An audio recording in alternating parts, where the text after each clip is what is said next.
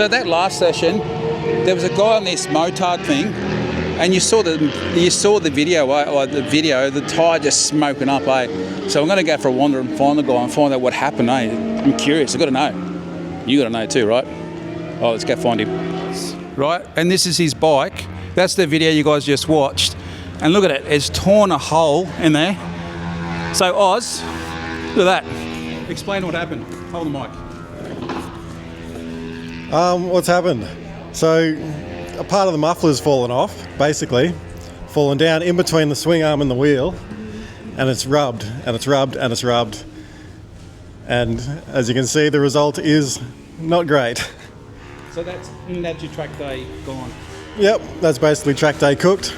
Luckily the old boy's got a bike and we can share that, but yeah, this old girl, she's not going nowhere today. That's racing. That's racing.